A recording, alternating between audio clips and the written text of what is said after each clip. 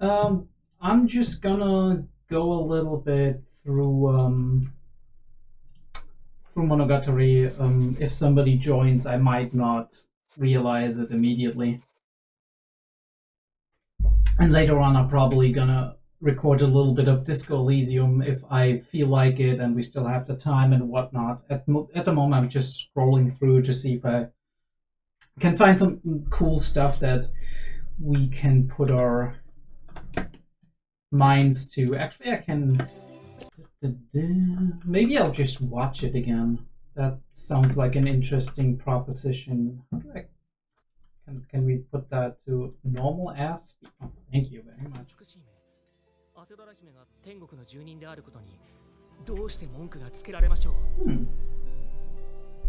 いかんぞ。早くも僕の苦笑がおかしくなりつつある。さもありな。天国の住人どころか天国の女王様と言われても納得できる。アセロラ姫がここにいることは何ら不思議じゃない。不思議なのは荒木小弓がここにいることだ。それは私が荒木様を招いたからです。僕が数ヶ月前、吸血鬼星から分離されて地獄に落ちたように、アセロラ姫は600。Do really love that shot with like the moon and stuff. Almost perfectly symmetrical, I would say. It's almost like I feel the moon clouded over kind of symbolizes her in her essence, right? The purity, the whiteness, and whatnot. And then we do have the clouded over, which kind of represents almost that she's having that mask on in order to create that separation between herself and whoever she's talking to, which is Araragi in this case. The beautiful soul that died, then separated from her body, ascended to heaven. That is a beautiful transition that comes here, right? Like, we're gonna frame by frame this. And we do have the... And it's going from night to day in the same landscape. And then we do have... It's not perfect because we do have like the leaf is going outside of the screen. And now we frame back and it's a couple of frames back and it's a slightly different view. But it's a very good transition, right? It's as close to a nice transition that we can. Talked a lot about like what that means for us in terms of the mechanics of how vampires and all of that stuff is working, because it feels to me like there's a lot of unknowns, especially when it comes to Araragi, how much of Acerola / Kiss Shot's original stuff was actually specific to her because of her idiosyncrasies, right? Because of like Utsukushi Hime and all of that stuff that we're constantly mentioning that was the case for her in terms of like her soul splitting, right, and going to heaven, and only a part of her actually passing or remaining there as Kiss Shot, and how much of that is actually applicable to most other vampires, or at the very least to Deftopia's line of vampires, which I would say, like, then it would have implications for Araragi as well, of course. If we're going into that, we do have that. Yeah, I don't know, like, Araragi was killed before, he was vampirized before as well in Kisumonogatari, and we do have the question of, is there a part of human Araragi that split and went to heaven or wherever? Or is that specific to Princess Acerola? And what we do have here is more or less, as we have kind of seen, and also as I've written one little excerpt from the light novel that Nilu sent me, how much of that is actually just Shinobu / Kiss Shot Kiss Shot separating herself from that part of her, that Utsukushi Hime Acerola part of her, and just existing on as, I guess, Laura in that way. That was her original name. But that part that is so blindingly beautiful that people are going mad in her presence is being split and put up to heaven, which in this case, we're actually saying, like, Acerola is saying it herself, that kind of like heaven is a punishment for her. It's also an insane thing to say, right? But she's existing on in eternity here in heaven, and also in eternity in the real world, basically, as an entity, and she kind of regrets not having put a stop to that, right? Not having dragged all of these people that she's dragging into her very unique situation into that. So yeah, very cool, very interesting to note that. どうしてアスララ姫はじゃならないんですが。そうつれないことを言わず、どうぞこの世間知らずにお付き合いくださいませ、アララニ様。ここは私の故郷を模しているのですよ。An imitation. Very interesting how it's an imitation. I do wonder if that is what happens for everybody who's in heaven, right? Some place for themselves that's kind of representing that. 私の故郷ということはすなわち。It's so hard to glean, right? Because I've done that already. The bridge is an interesting parallel to what we had in, I think, so 5 or 4 of, I think it was 4 of Nautical Draw with the bridge in the background. Right. Maybe it would be more interesting for you all to actually see what I'm doing here. But I actually have to keep it like that. Just to kind of, I'm doing my notes on the side. Though I do wonder if I can actually put the notes up as well. That might be a good idea. This is fine. Until it's not.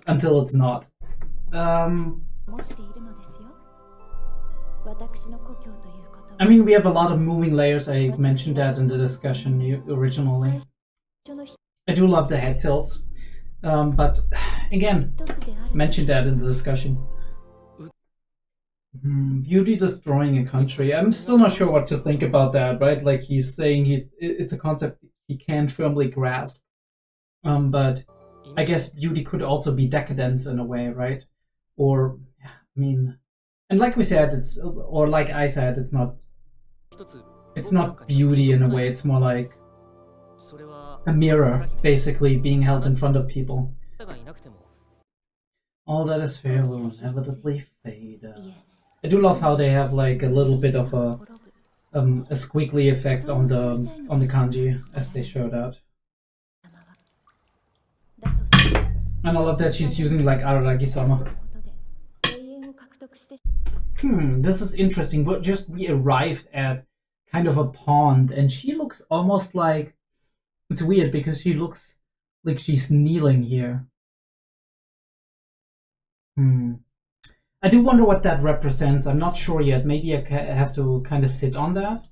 We do have like at 208.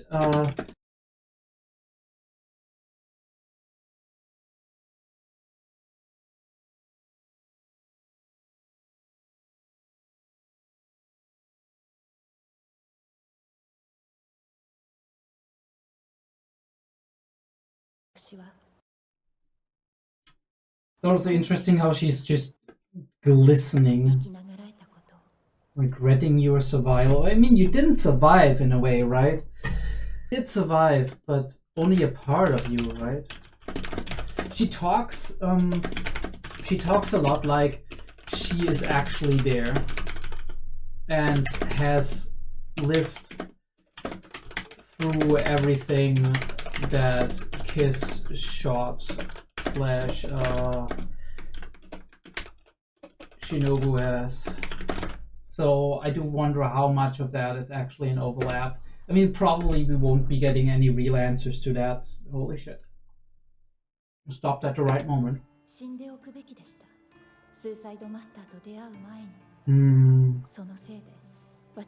I do love that background music, it's beautiful. And then we have like Aragi kind of framing it again. I feel I'm interfering with things, right? Wonder what these flowers mean. It's a beautiful shot. Also, we see like the we see the underside of the flowers, almost like kind of the underbelly. Oh, this is like some. I just thought about that. This is like some Pillars of the Gods kind of shit.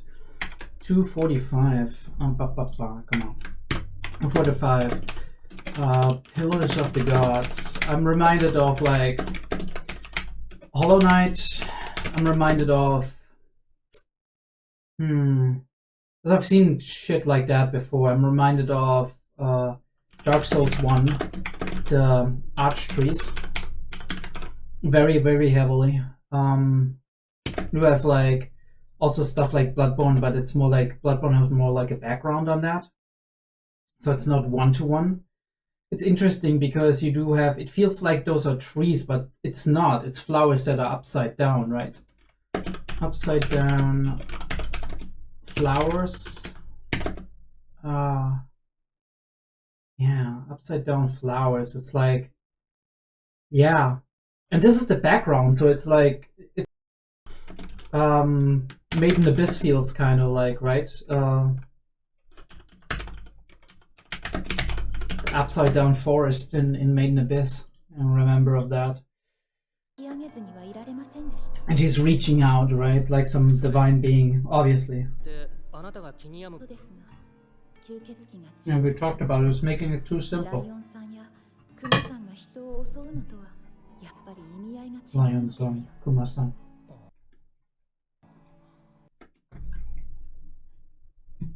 They have to mean something, these flowers. They have to. The purple ones at the very least. Picture. Those are real life picture books, aren't they? This looks like a real book.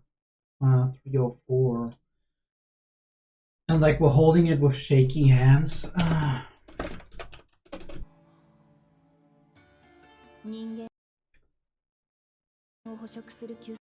It's interesting how she lifts her hand to the sun, almost of like blocking it out. It's like, damn. I might actually reduce the microphone a little bit just for the keyboard. Hey, how you doing? Yeah, I'm kind of going over Monogatari episode 11. Like her blocking out the sun, and she's kind of saying it's not the same as feeding, right? Maybe you're kind of, by saying like we're like carnivorous animals or whatever, you're kind of hiding yourself from the truth a little bit, kind of blocking out what's actually there, which is the moral quandary of vampires feeding. Might be a thing. Yeah, I don't know. This could be a very interesting thing. I mean, it's just a short one. I still wonder what these graves here mean. Like, I mean, obviously we're killing humans here, and that's kind of the underlying tone here. At 320. This isn't a sin necessarily, right? Nice that I'm actually not dropping any frames. I'm glad I am not. It's not part of the pyramid. I mean, we talked about that, I guess. At least in the not yet released discussion. Heavier sin to upset the ecosystem. I do love this shot, right? The way it flows upwards, kind of like we're on a slope. I find it very interesting how she's turning her back towards him here. 337. Turning her back. And like it's so weird that I don't have a second monitor. Somebody. Okay, let's go on. Oh, that is a gorgeous shot. Look at that.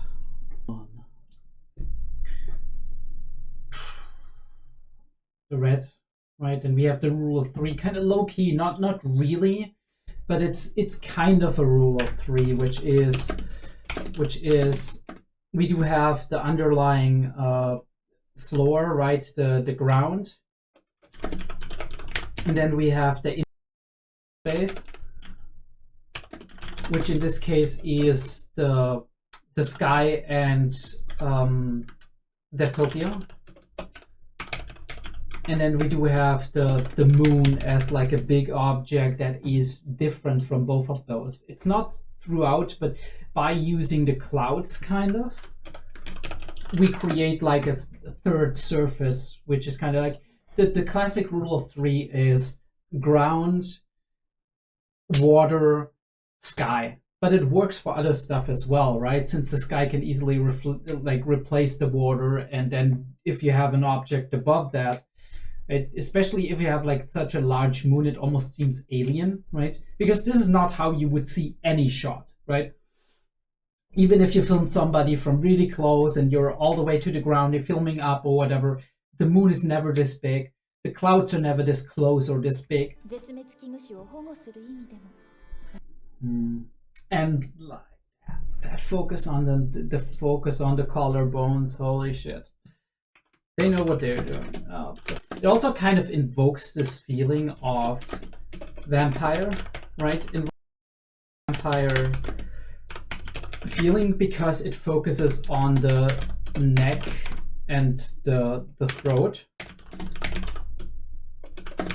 Even if this is Deftopia we're talking about and she's the vampire, you do have like this association, right? The neckline and the throat and the collarbone are kind of having that raunchy feeling of almost like sucking blood and whatnot, right? It's similar to like the I guess the kissing gesture when you are similar to.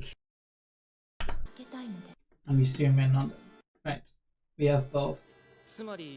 It's very interesting how we go from her mask, right, which is what Araragi is seeing, to her actual self, right? She's coming through kind of in this regard. Also, by the way, like, this is normal that I'm over focusing on a couple of things in the beginning, because like as we go along, things become a little bit more easy. In the beginning, there's always a lot of density, I've noticed, in terms of like just the visual stuff that's going on. And also you're not as sensitive yet when you're getting into an episode and it's the very beginning, because you have to filter out the unnecessary, unimportant information. And sometimes you're just picking up way too much unimportant information on that.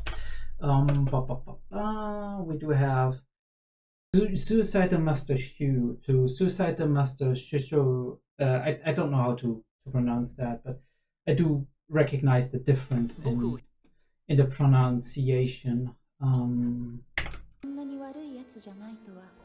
don't think you're that evil of a oh, holy shit, that is actually really cool framing, because she seems very sinister in that. Right, almost judgmental in a way. She's making a moral judgment here, right? Like almost like an Oni, I guess. It seems honesty is a virtue too, right? Because she is only virtue, so it must be that way, right? It exists just as much as a place for myself, and Lord Araki does not exist in this realm. She's including herself. Interesting.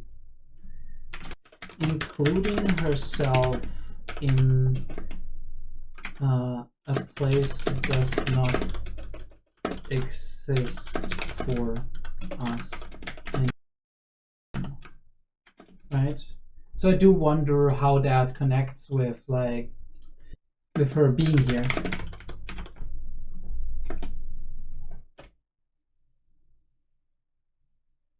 No Araragi. Alright, I can actually read one of them. That is great. I can actually read them.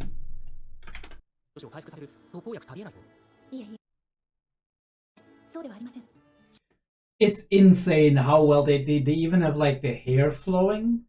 They even have like the hair flowing, but they still managed to censor her perfectly. It's very cool. Oh, this music is absolutely gorgeous. Epicure. And we're back in the castle, right? It is really cool that when she's talking about Suicide Master, at the very least, at the moment, we are seeing a lot of her mature self. So I do wonder how much time they actually spent together after she was turned. Right, and she's refusing, right? She's turning around. Really cool shot. Yeah. I love how the down there we're not even seeing part of her legs or feet or whatever. It's like where have I seen that before? It's almost like in those like cartoon villains or whatever that have like that weird almost carpety dress that kind of goes all the way to the ground and lies on the ground for a couple of like centimeters. Classic design, yeah. I'll call it classic design, I guess. Because I've seen it oftentimes before. It's not a soda fountain stocked with various types of blood. That is a beautiful frame, and I mentioned it in the original discussion, but we'll bring it up again. Play with reflection at this point is like a Monogatari or Shaft staple. Right, we do have the glint and her perfectly in the.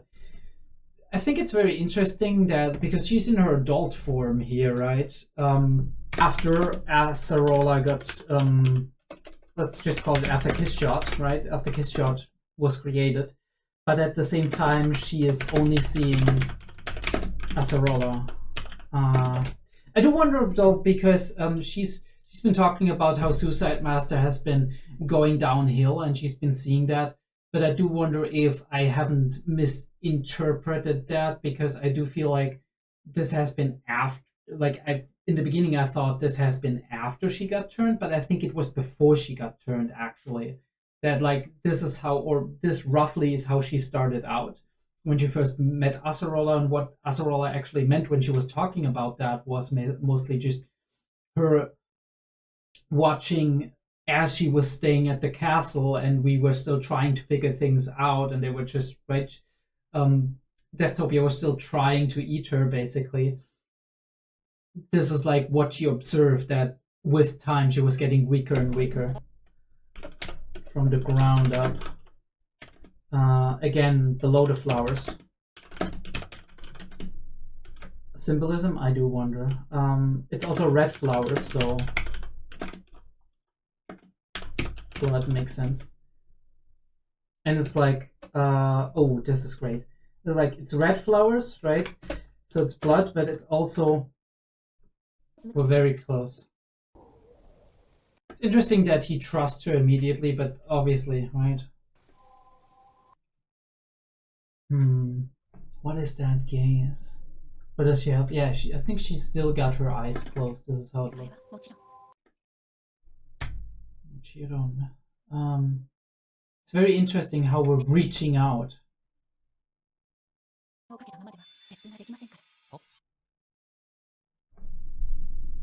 I was just thinking of something. This is kind of Shinobu, right? This is kind of Shinobu. Hey, how are you doing, DC? I just saw that. Sorry, I don't have a second monitor yet. This is kind of Shinobu in a way, right? So if she says, like, I can't kiss you with a mask on, does she mean, like, does she mean her current self as well, right? Shinobu in a way? Is that another thing, right? Like, obviously we do have the transference of, like, fluid that's important for Deftopia and whatnot, but is that also a Shinobu thing in that case, right? I can't kiss you with a mask on, and Shinobu is kind of the mask on. I don't know if that's the case. I don't know. It could be. Like, it could very well be. Very, very great frame though, by the way. Also, I do apologize. You're probably gonna hear my keyboard a lot. It is what it is. It just, I can't avoid that. 533. Yeah, that's a beautiful frame. But yeah. And we do have the little, like, almost vampire. It's not actually, but it's kind of reminding you of it. They included it anyway.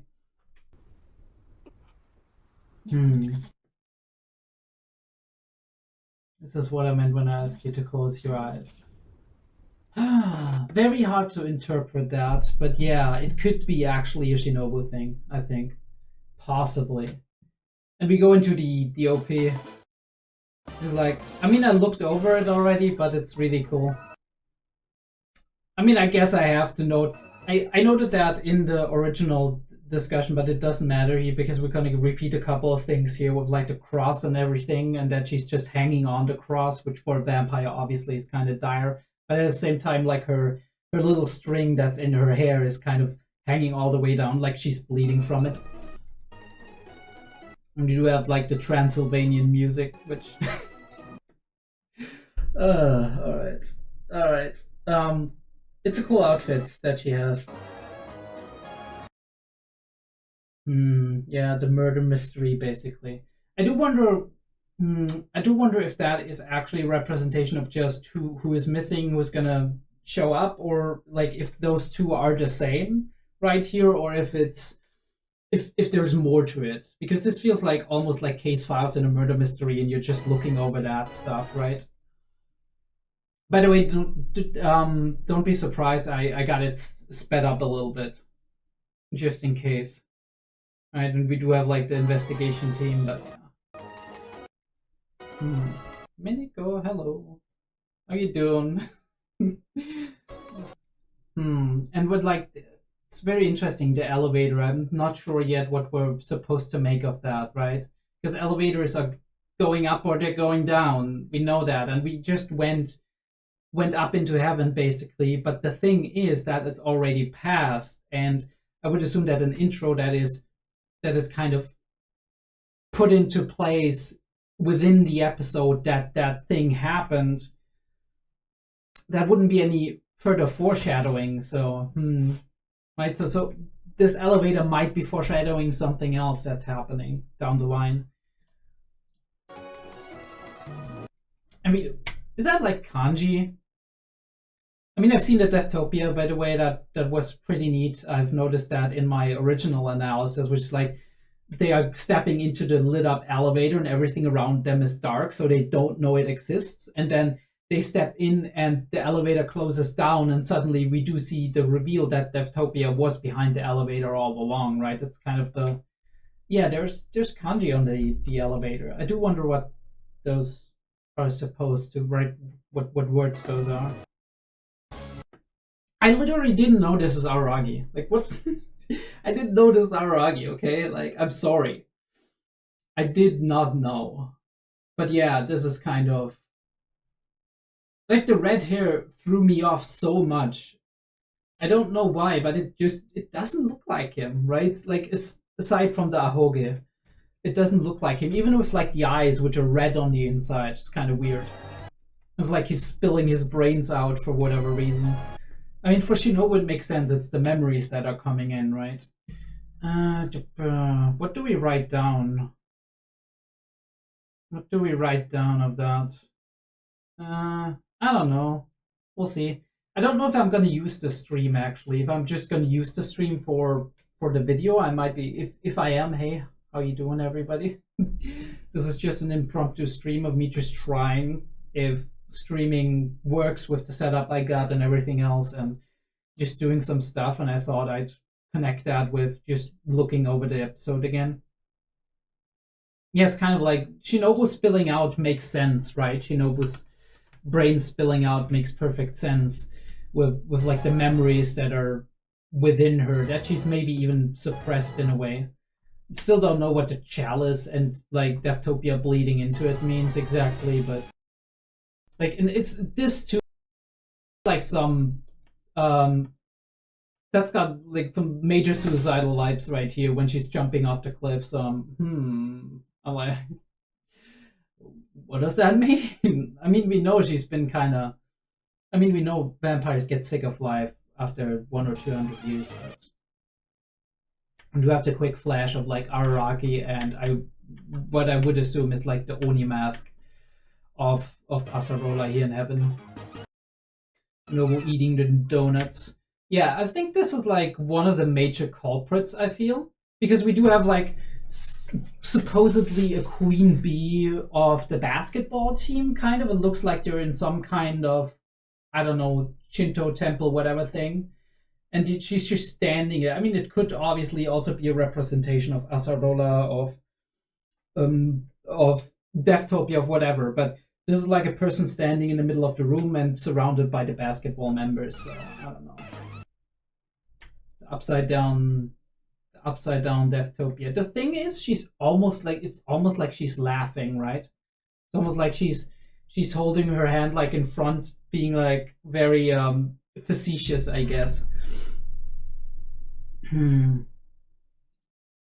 just noticed that. Like, I didn't notice that originally. I don't even know how to spell facetious. Deftopia looking at Shinobu and Shinobu looking back at her, kind of, right? That's what we had here, yeah. That down a little bit. Reveal the Shinobumonogatari. I do wonder if I like how I feel about I guess the Transylvanian music makes perfect sense in terms of like the themes that we have right now. It's not the same as like Mine Shots from one of the earlier arcs. It's interesting because I've never seen Shinobu being like, shit, I fucked up. And Gan also just being out of it. We start with the flash of the sword, which is very interesting. Right, flash of the sword, I guess anger, right? 710, she's sharp, she's angry. I don't know if I can analyze anything from this. It's just funny little thing. I guess unfamiliar ceiling. You want me to do that? As a bit scared to watch and get spoiled, so probably better for me to leave and let you. No, you go. Okay, right. So thank you for joining in. Yeah, I'm just testing it out. That's all. Maybe look back in later. I might be playing a little bit of Disco Elysium an hour or something like that, or along those. Maybe not. It's actually pretty late already. I might do that in a couple of days or something. But yeah, cool. Nice to know that everything is working out pretty well. Are you like what's the last episode that you've watched, DC? Episode? Holy no! Don't stay in here, okay? Don't stay in here, okay? Just watch the videos once they're out, okay? Like you watch the episodes, and because this is major stuff. Yeah, there's I mean, I don't know what I'm supposed to say. Like, this episode has an OP. That's all I'm gonna say to that.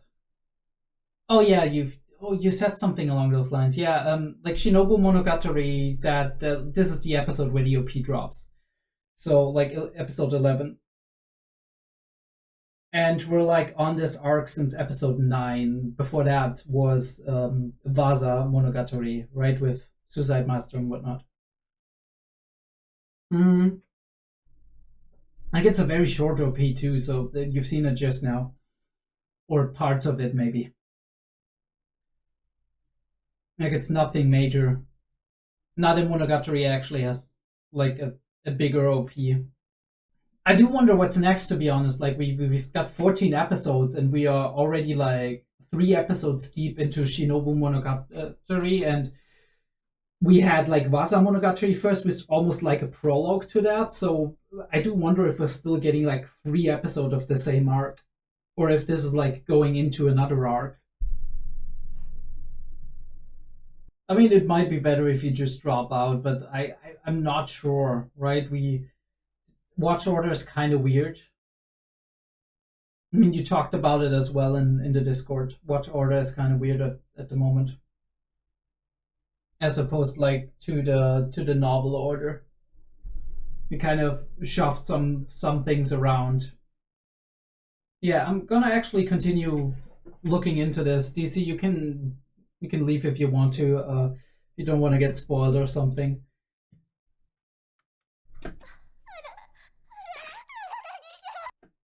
Well, she's saying Chan, which is very interesting. She doesn't say that normally, right?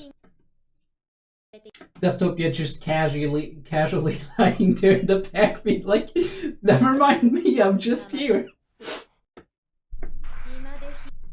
Oh, I love that shot, actually. That is a great shot.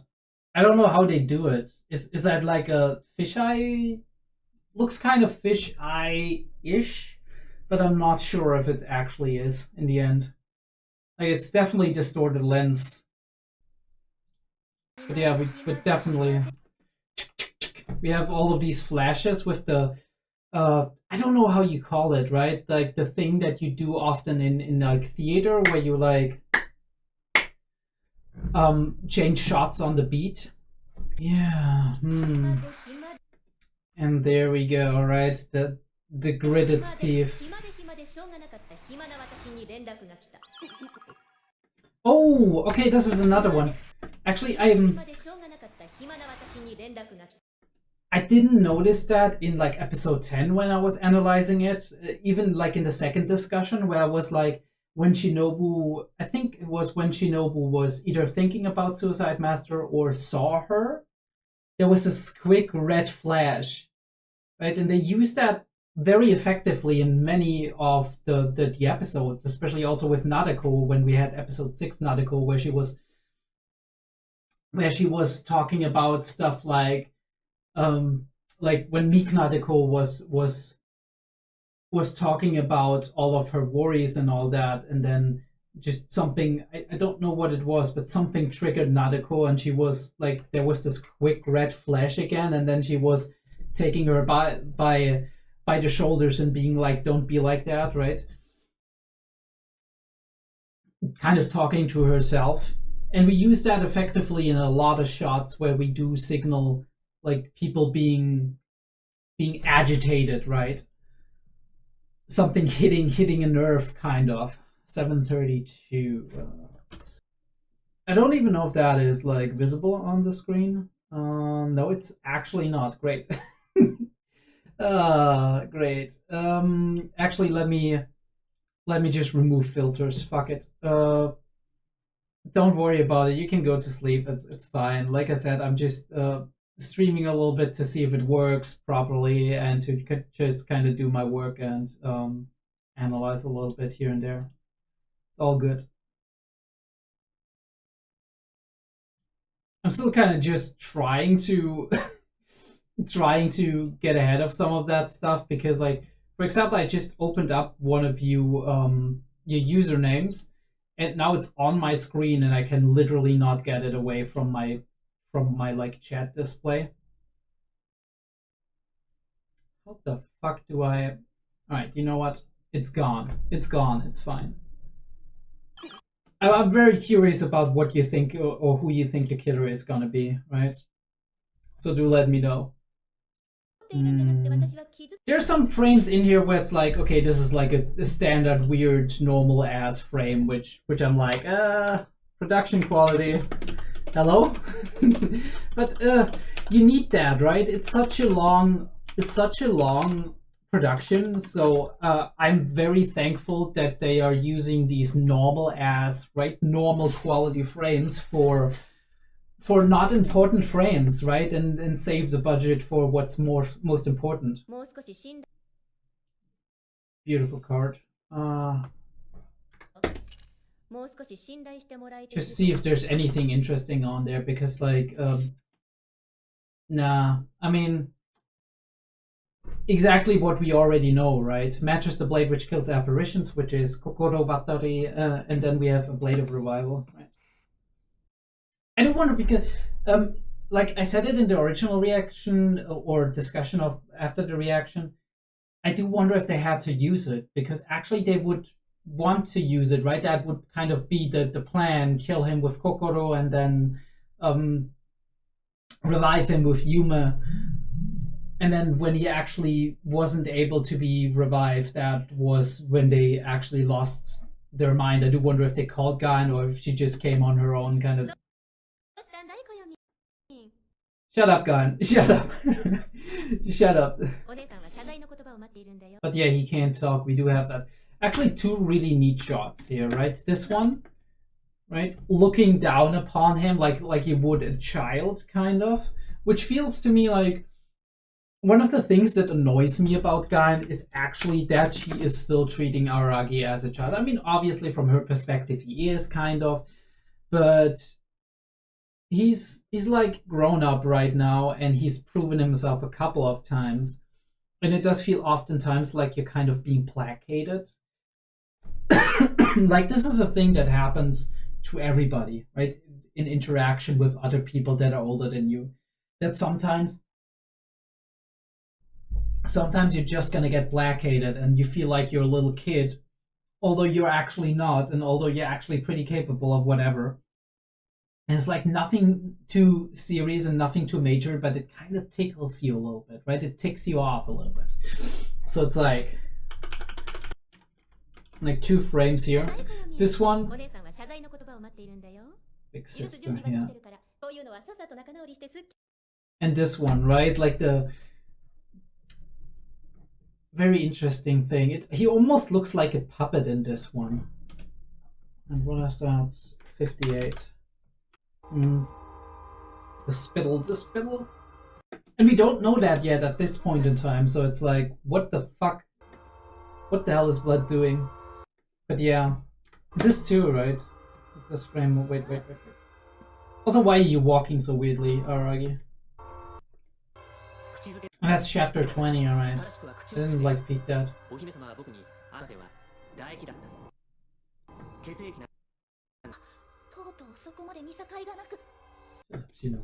Actually, really nice frame.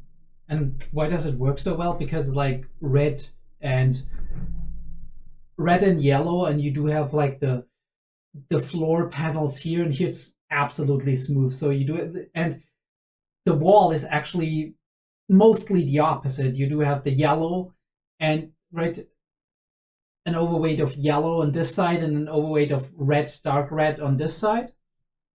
And you have a flipped, right? Or not flipped, but right, like this side has a first portion of it that is a little bit taller and another portion that is smaller, and then this side has like actually a portion that is significantly smaller, and then a portion that is wider, that is taller as well. And on this side you have nothing, right? You have no other side of the wall or whatever, and this side you do actually have a corner in the wall with like the sliding door going in. So there's like a lot of elements that adds to that asymmetry, which we absolutely love. I just put myself on some like just nice little veggies here, like bell peppers, and I think it's called parsley root or whatever, like those white roots. They're kind of like carrots, but a little bit sweeter. Make that in a pan with some onion and some garlic and a lot of spices. What is this frame? What the fuck is this frame? Okay. He looks really cocky in that one. I don't know what to make of the frames in this episode, to be perfectly honest. It's kind of like weirdish. Also like nice little hachikuchi signs on the little banners on the wall. But yeah, cocky. It's really cool how the attention to detail that they have here as well. With like with the decor. Because we have like the little, I don't know what you call that, the curtains that you can pull out that kind of just separate the room in case like you need them for like ceremonial use or whatever it is. I do wonder if this is actually the molecular structure of spit, if they actually looked up how it looks, or if it isn't. The sounds are kind of grisly, not gonna lie. like I said in the beginning, it's mostly that just when you're starting out an episode, you're looking into every little detail, but as you go along, you notice what's more important here. Goofy frame. I don't know if that actually even makes for a good episode here. And what does that, like, because it makes me feel a certain way looking at that from this perspective, right? It's certainly like probably a Suicide Master perspective. And I think that's enough to write down. Certain frames make me feel a certain way, right? There's a reason why I stop at certain frames. I'm like, could I get something from that? Because it feels a certain way. Moisture reach capillaries, especially in the brain. It's very interesting because we're talking about the vampire like they are actually a living, breathing organism and not just like a supernatural weird thing, right? Good idea for the circumstances. Shouldn't take a whole day. Right. Interesting frame looking down upon him. Araki has a light smile on his face.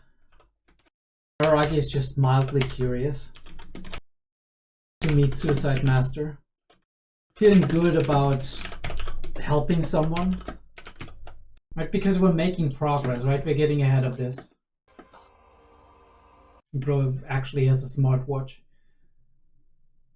Yeah, I talked about that frame before, right? So I don't have to. I mean, I think I wanna still keep it, right? 9:45, but we're just gonna write down the time code and nothing else. It doesn't need to be more than that. The blinking light. There is a reason behind that, right? The blinking light. Like, what's like, is somebody about to rain on our parade or something creepy happening? No, it's not. And suddenly the lights are out, right? I guess we're like crime scene analogy, kind of.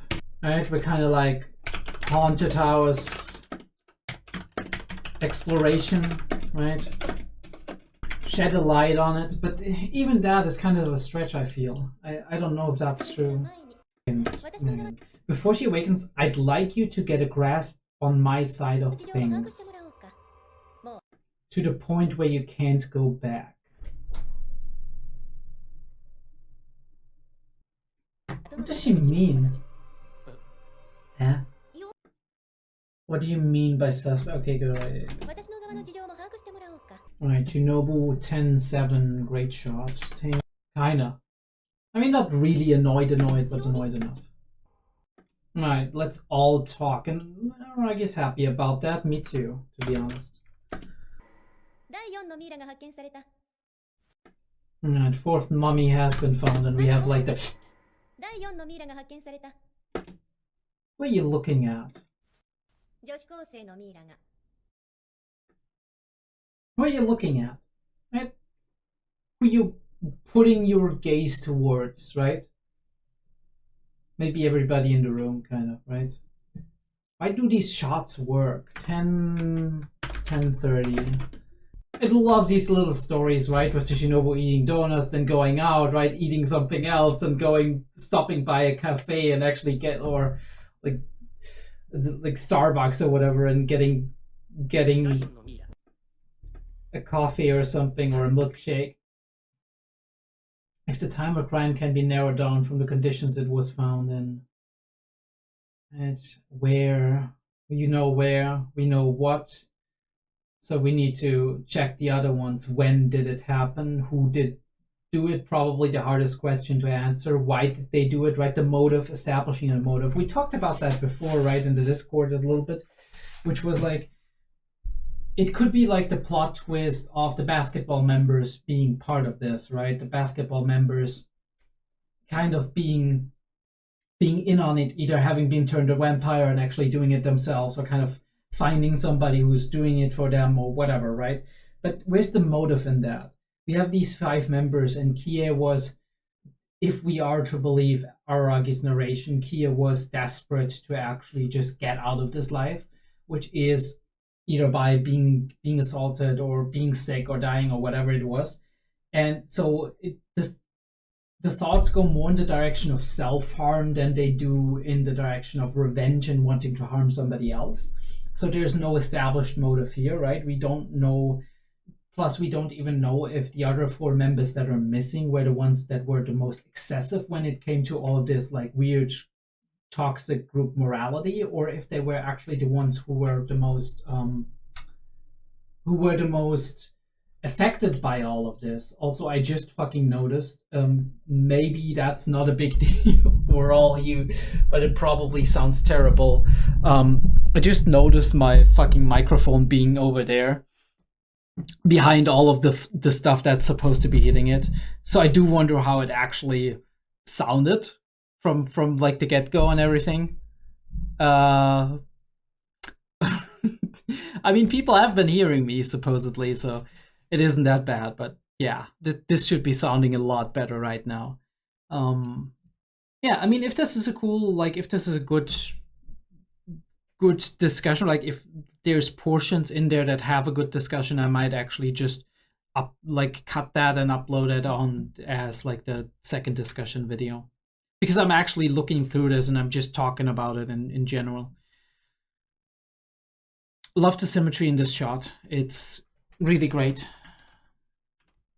See, but this is the thing, like for example, I was talking to Kohan about all of that, right, and how the episodes compare to one another. And there's certainly an argument to be made that the watch experience is very important, right? First watch, you're watching through something, and how do you feel while doing it?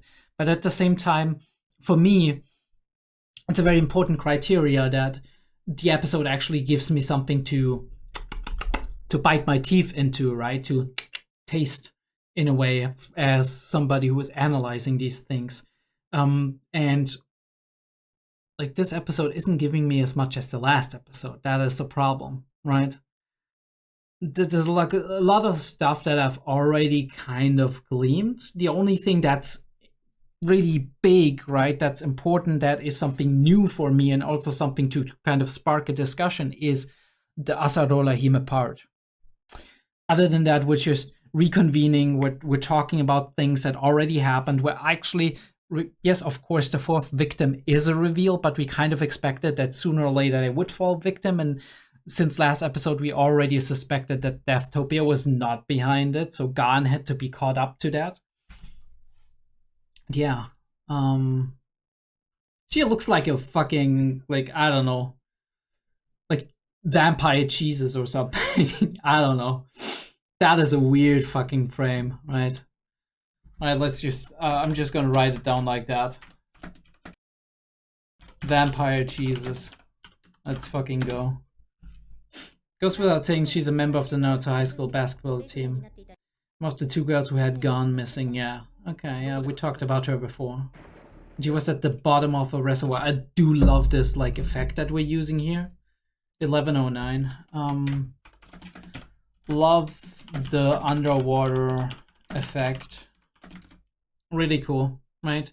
And it's creating a certain atmosphere, right? Like almost investigative weights attached to it. It's like, actually, that is a really interesting shot. It's like one of those, like, I get reminded of like Pirates of the Caribbean kind of style, if you know what I mean. Or generally pirates, right? Because it's like, this was one of the ways to actually kill them.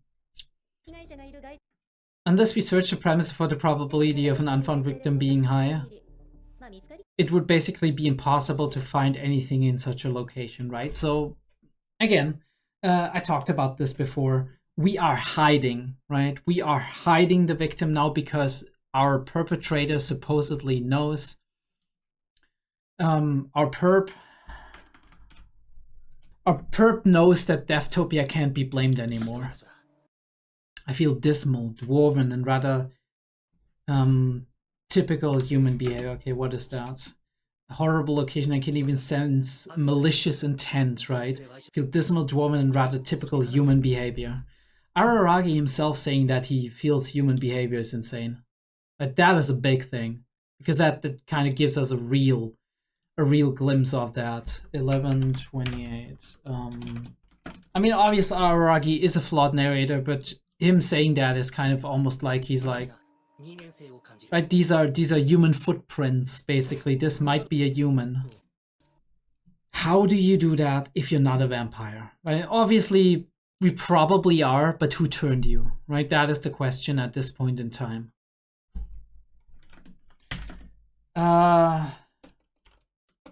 So here's a couple of things, observations we are making. Human behavior means probably been, probably leave that out, until recently. So that would kind of point to one of the basketball members or somebody who Deftopia was acquainted with only shortly. Knows Deftopia, so part of specialist or supernatural for met her, right? Recently. Math concepts. Also very important. Dog strings. Would he know math I mean, he could do his research, but would he be interested even? Right? I mean, it could still be... This is like a big parenthesis, because it could still be... And it's just by her introducing, or them introducing themselves as Deftopia, that they knew this was the name of her. Yeah, and we need a motive. We don't have a motive. Jealousy, right? Do they maybe want for Deftopia to have to leave this area, right? So they don't actually engage with Shinobu / Kiss Shot, right? Maybe that is the kind of the intent, to just make sure that Deftopia has to leave, unless she wants to kind of create chaos. And it's kind of forcing her away, that out of jealousy that's happening maybe, or antagonism or something. First of all, goofy frame, nice frame. We don't have a lot of visual metaphors going on. I mean, we do have here and there, but not the density that we had in Nadeko Draw episode 6. Sorry, Nadeko Draw episode 5. Because it's episode 6 of Off&Monster season. The donuts to the side, holy shit, okay. I need to note that. Donuts to the right side, nails to the left. I totally blanked on that when I saw it the first time. Holy shit. Donuts right. Snails left. This alone is worth a discussion, right? No, we're not gonna start a discussion just because of that. Interesting that we have a castle here, right? Is that representing Araragi? Right, is the castle representing Araragi? Right. I was just minding her business and you found her. She was buried in a mountain. Cool. It also means somebody has been buried, like somebody has been shoveling a lot of dirt, so they are physically capable. But I mean vampires, so it's not that. Photograph thing. Interesting framing here. 1221. I don't know, like, past couple of episodes have become increasingly hard for me to really get a proper read on. I don't know why or how. Why did Gan claim she is suspected devious if she did not? Right, there must be a reason for that, and it's important. Ticket, cinema, Deftopia, Virtuoso, Suicide Mask data. We had that. I mean, it's a nice visual thing. It doesn't do a lot for me, right? Love the line art here. And the color scheme. The color scheme is great, right? The blood moon. Castlevania style. If there's even such a vampire out there who would think that, right? But it's stupid. Like, this is the thing.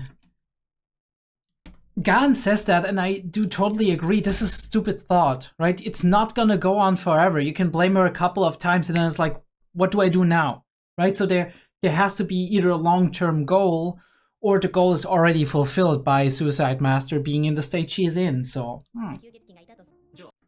How did she get turned into a mummy, right? Did she get her blood sucked? Did she not? I find this white tree imagery very interesting because for me, white tree image, it kind of represents the I'm almost connecting it to the shrine, right? With like Nadeko Snake and whatnot. Because this is where it was prominently featured whenever we like saw white trees. Other than that, we often saw black trees. Like dark trees. And white trees are more kind of like in Monogatari, or right? Like episode 7, 8. And before that in Nadeko Snake, I do feel. I mean, it could obviously just symbolize malicious intent. It fits with the color scheme and everything, right? We do have malicious intent, possibly. We have all, like, those birds flying in front of the moon, which is kind of a sign for Suicide Master or for vampires in general. The white tree... I mean, we do have the white tree in the cram school, right? We have the white tree in the cram school in the beginning as well, right? We need to note that.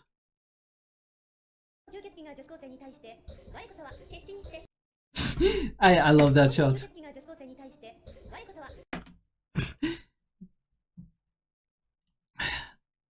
To the side.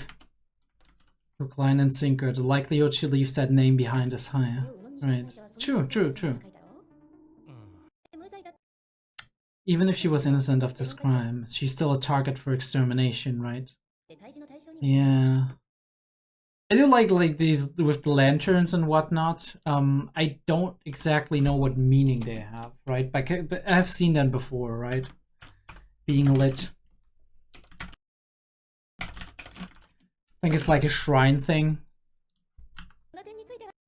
I don't really want to think about that. It's like she's kind of... Is she responding to his thought process, or is it what she said before?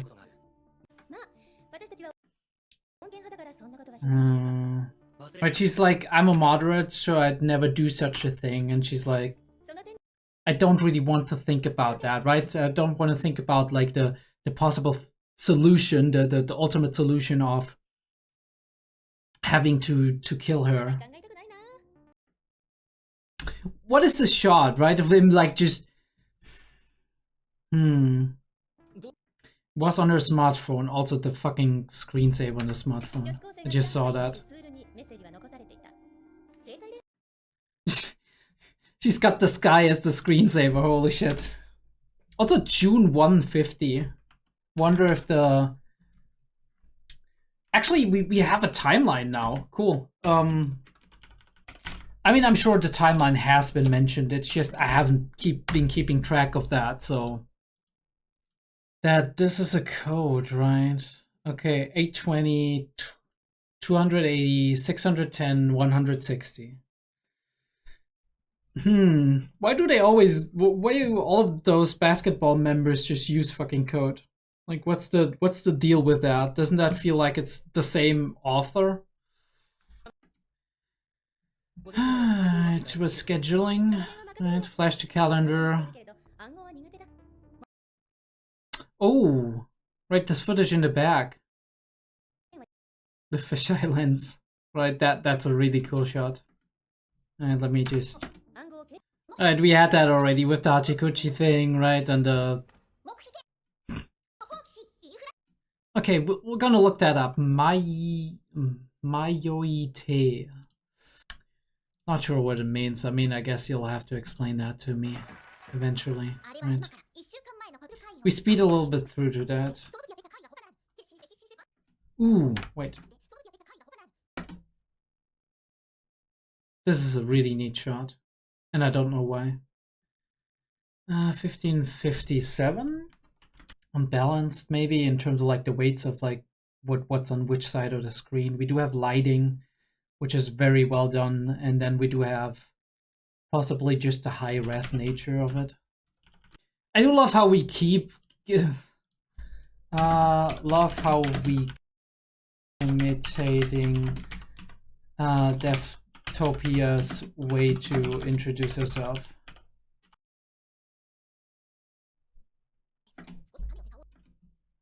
What are you doing? What the fuck are you doing?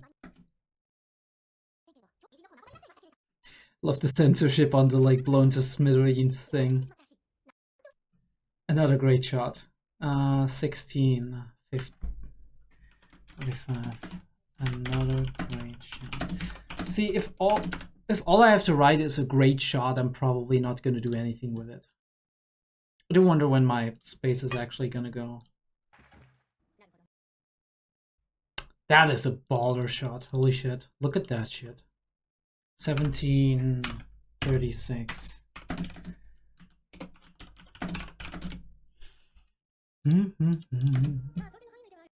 Why is she going backward? What's the symbolism here? Why is she going backwards on the escalator? Regressing in investigation? Question mark? What's the... We're not getting ahead of ourselves, I guess. Yeah, we talked about breaking through the barrier, right? He's giving her a pause. Flashy, and we show the like the thing, the the plane going in the back. Like, I can't glean as much out of this episode as I can out of the other episodes that I had. I don't know what it is. Maybe it's like my mindset going in. But I often just feel like a lot of the stuff I'm looking at is self-explanatory. That made him kind of perk up. The reason she was able to get through the barrier. I mean, isn't that self-explanatory that she's a powerful vampire? Hello? It shouldn't be impossible for her to get through by brute force. Also, absolutely beautiful. 1823. What is this shot? Holy shit. I'm just gonna note it down. I don't know what to say to that.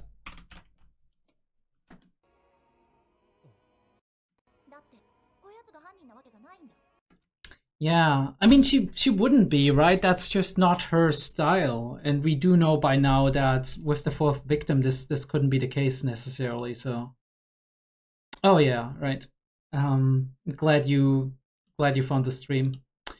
Yeah, I'm kind of looking through. It's very like the most important, the most interesting thing for me so far was the earlier part of the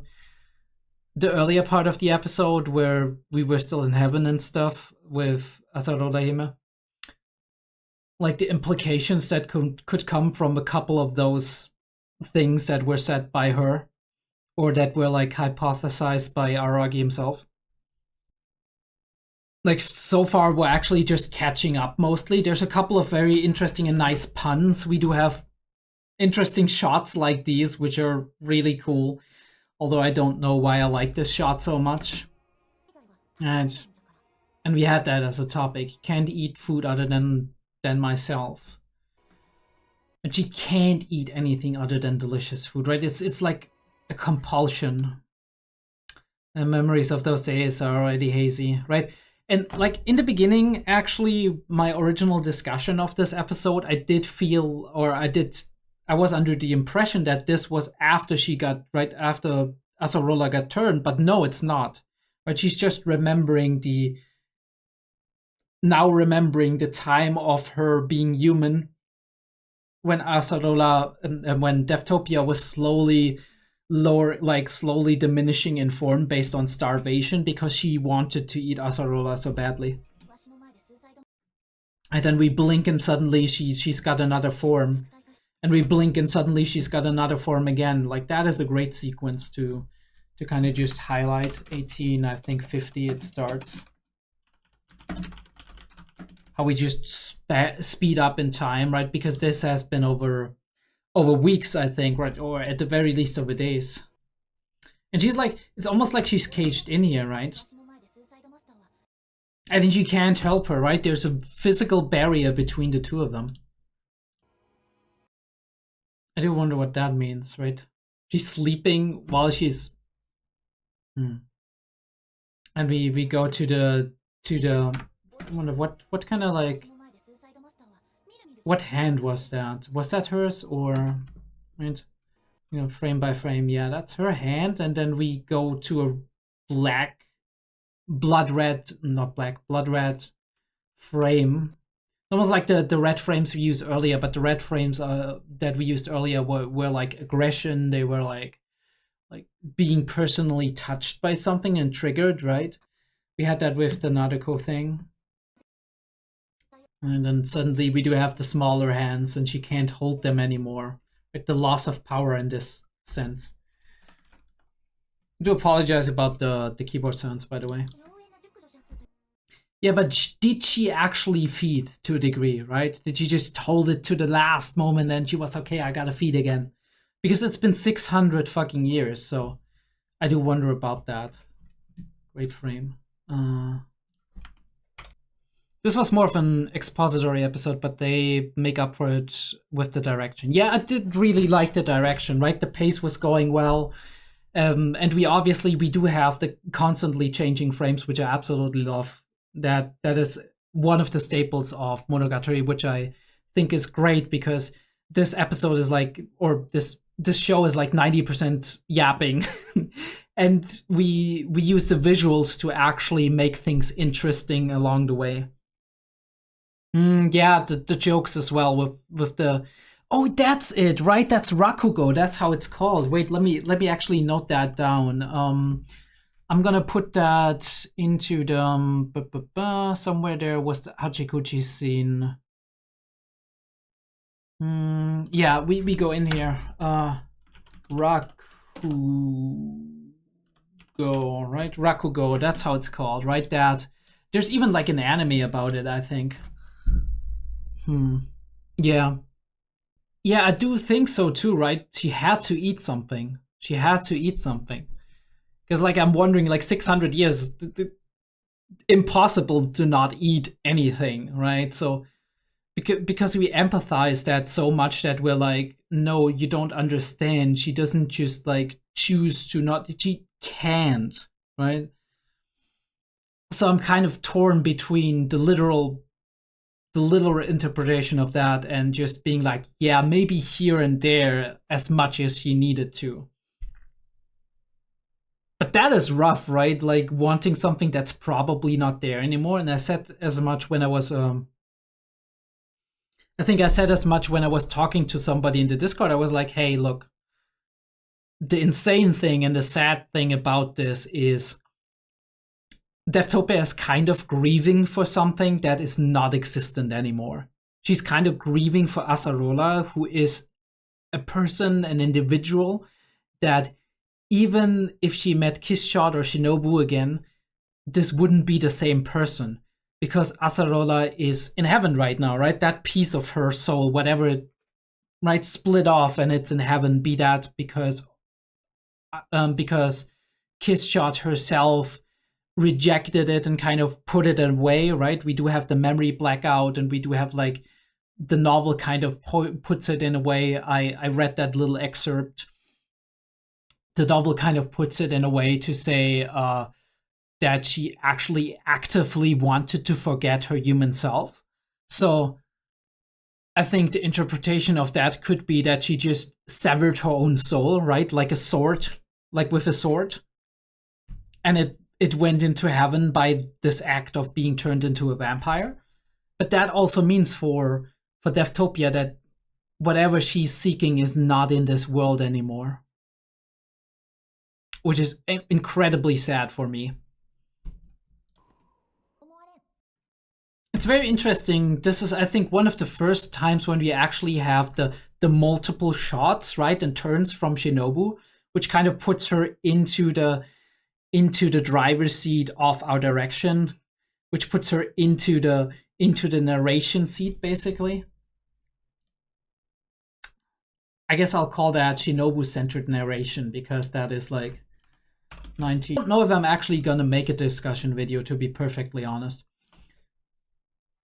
Might just use like excerpts of what I'm doing here. Oh yeah, Showa, Rengoku, Rakugo, Shinju, and Yoshiraku. Okay, interesting. Showa is probably because like the Showa era, right? This is where it's probably been invented or conceived, right? At least that's what I would imagine. This smile, I still don't know about this smile. It's like almost borderline Araragi smile of like early days. There's some deviousness behind that smile. The drop of blood. These shots are so great. 2004, that's a great shot. I was wondering, since you're in chat, actually, do you have any take on this line that he just said, where it's like, well, this opens up the possibility, like the thought of why is she actually visiting Shinobu or Kishshot right now, which we as the audience have kind of already heard in episode 8, right? When she's narrating like, oh, this was our story, and this girl formerly called Laura is now like has become Kishshot, Acerola, Orion Heart, right? The iron-blooded, hot-blooded, cold-blooded, whatever. And then she's like, I heard she's been recently defeated. I wanted to visit her to see if that's true, right? Which is like, obviously that's not true, kind of sniffing the copium and being like, but maybe I should check on her anyway, right? Is that our reason? Is that the actual reason? And all this kind of narration that we see here is Araragi and Gaan and the rest of them actually not knowing that? Or is that kind of a hint that there's more to that than what even we as the audience already know? I do wonder. Yeah. Yeah, because that's how I saw it as well. Was like he's like, why though? But we know, kind of. Starving, weakened, and reverted to young girl, back as young as she could become. And then he's like, maybe she's come to eat her from. I don't even know if that would work, like mechanically, right? From what we know about vampires, because the only reference point we have is Araragi and Kishshot, which was kind of a weird deal where Kishshot was like, if you drink all of me, you're gonna become human again. Like, how does it work? Like vampires feeding on their minions, is that a possibility? Because Dogstrings sure as hell didn't offer it when Deftopia was starving. What he was offering was like, you could drink an animal. And he's just like, no, I ain't gonna drink a fucking filthy animal. But yeah. Like, Dogstrings surely would have offered if this was a possibility, so I do wonder if Aragi's playing on false assumptions here. Aragi casually being hot. And it's like we're all going our ways, right? The sky is still crazy, right? It's always crazy when it shows up, like the sky shots. 20...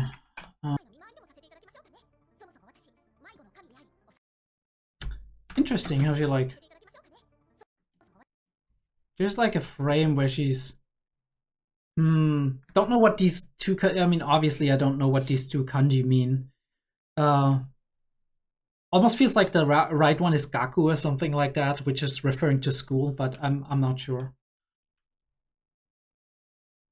Yeah, I was kind of hypothesizing that episode 7 and 8, which is kind of from her perspective, is almost like next episode us being told her story with like Kishshot and Acerola him and whatnot. Like maybe that's kind of like just a next episode we're gonna have one of those, like she's gonna wake up and then she's gonna be like, I'm gonna tell you about it, and then we kind of make a quick like flashcard reference to episode 7 and 8, and then we go back and it's like the story is told, and then she's going to like more recent events. Yeah, it's better when I am holy, that randomly amazing shots. Hello? Hello? Out of nowhere? The angle too. What the fuck? The donut hopping into the shadow. Okay, that is cool. I need to write that down. The donut hopping into the shadow. Okay, that is neat. They were kind of cheeky. They were feeling themselves on that one. Right, and we're back on the road.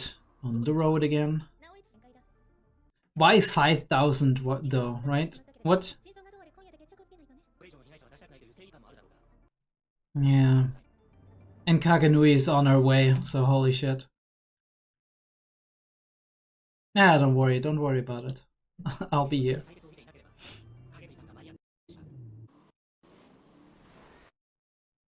I mean, we're going into the ED anyway, right? This is about it. Don't know if I'm actually gonna do... I'm probably gonna do a Disco Elysium stream in a couple of days, if I can make it. If not, I'm just gonna record it probably, and then I'll upload it at some point in time. I'll have to see what to do with this specific recording or slash stream here that we did do. I'm sure there's a couple of things that I can glean out of that. Maybe I'll just cut it and edit it together and whatnot, and see what we have. I'm definitely very, very curious how this is going to continue with the 3 episodes we do have left. If there's going to be, like, there's going to be more of Shinobumonogatari, if there's going to be a twist after the twist or whatever. Because this is 3 entire episodes. I literally don't know what we're about to do. Because as far as I know, next or like episode 12 or could be the reveal or whatever, the conclusion. It doesn't have to be, right? But that kind of feels weird, that extra episode. If it was like 2 episodes, it was like 12 and 13, and I would be like, okay, that makes sense. But 12, 13, and 14, there's gonna be like something big going on there as well. I do feel like there's a missing piece of the puzzle that we don't just have to discover and be like, oh, this is like the perpetrator or whatever, but we actually then have to confront the perpetrator, and there has to be some kind of at least thematic confrontation as well, right? Be that, right? Obviously, Monogatari is not necessarily always known for its like fights or whatever, although they can do fights as well, right? Nadeko Draw episode 4, I think it was, and Kizumonogatari, like movie number 3, big fight, big thing. But yeah,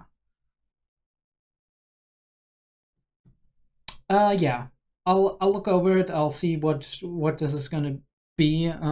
For those couple of people who joined in and checked in for a second or two, or maybe also for a minute or two and talked to me, thank you very much for joining. We might be doing this again. The stream itself seems to work pretty fine. And I do feel like, especially for stuff like Disco Elysium, this could be a little bit more of an impromptu thing to do, and it wouldn't change much how I actually go about these things, right? How I go about playing Disco Elysium. I just play it and then chat with people on the side if they join in. So that, or ask them what they think I should be doing and stuff like that. That would be a cool thing. But maybe this could also be a thing of me just like, as it is the case in Monogatari, oftentimes this is what I'm doing, basically. I'm, after the episode and after having talked about it initially, right, the discussion that comes with the original reaction video, I'm often just sitting down, I'm eating something, and then I'm looking over the episode and see if there's some interesting thoughts that come up, or if there's cool shots that I notice. And then I write that down in a list, as I've done right here, right, in just a normal ass notepad, and then I'm like thinking about these things, being like, what could that mean? And sometimes, like, overnight there's stuff coming up where I'm like processing things, and I'm like, oh, actually this is true. Or I'm talking to somebody in the Discord, I'm like, there's this one frame that I find very interesting, and then we talk about it for like half an hour, and I get new conclusions, new ideas, new theories that are coming up. And then generally I'm doing the discussion video most of the time like half an hour after the actual reaction video, or maybe like an hour after that. So I'm sitting down, I'm eating, I'm talking to people for a short while, I'm looking over the episode, going through it space by space, parsing it, right?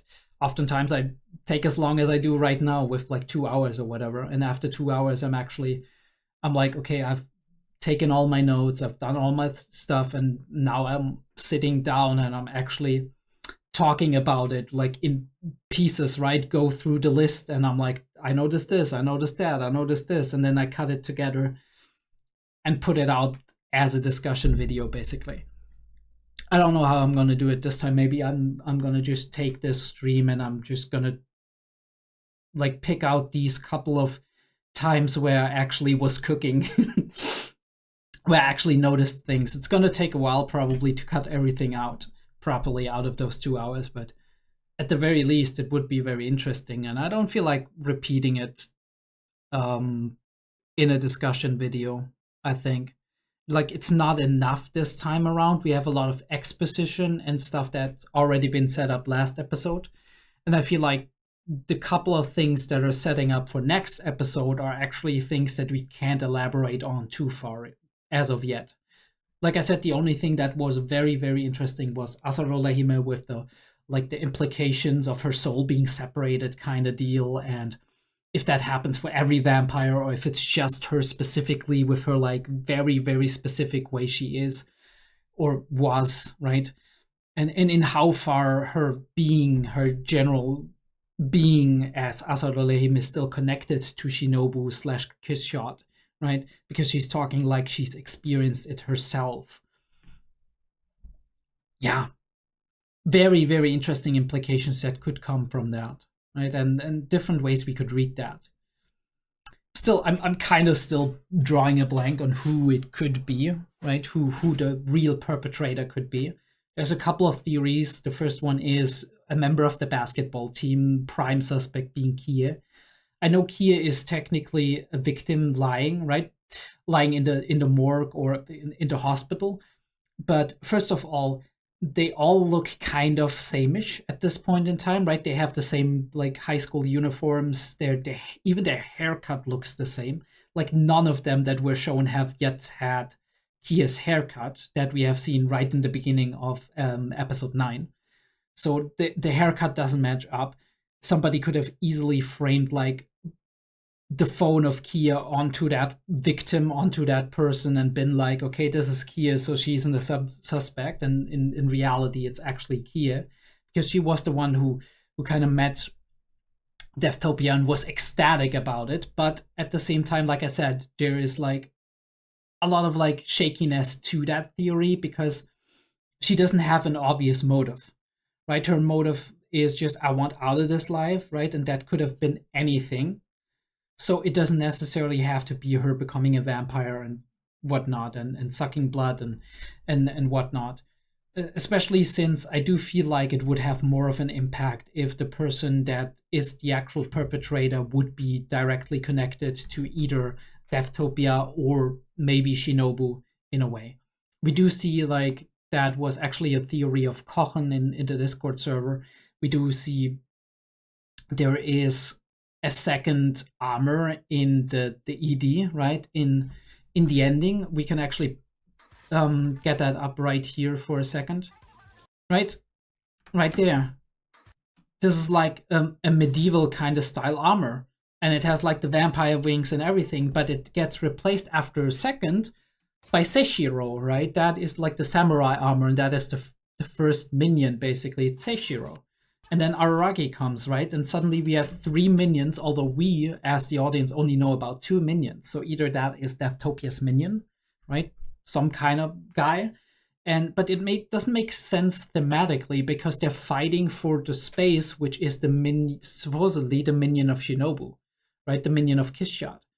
So it feels like this armor person is out of place because we do know Seishiro, we do know Araragi, we don't know about any other minion that supposedly has been there. We don't know, like, and especially if they had been a minion of Deftopia or whatever, they don't fit in there. Like, they don't fit. I mean, obviously, yeah, they're all minions, right? That is the only overlap that would fit where I'm like, okay, I guess I can see it, but it doesn't make perfect visual sense to me, right? But yeah, it could be one of Deftopia's minions, either an old one that disappeared and she thought is dead and showed up right now, or one that was created in the meantime, right? Between 600 years ago when she sucked the blood of Acerola and right now. So this is one of the going theories that I actually do have on who could it be, right? Who could be the perpetrator, right? It's definitely somebody, I think, who is connected to either Shinobu or Acerola or Deftopia. But we don't see them supposedly, aside from possibly the second armor dude, we don't see them in the ED, so that's Higasa. I don't think it's Higasa, right? It's very unlikely it's Higasa. I mean, could be, but I don't see that. There were no signs.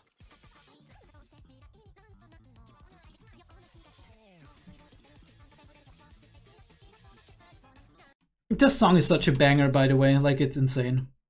I've been listening to this on loop when I'm like designing thumbnails and whatnot and cutting out things, and it's addicting. Yeah.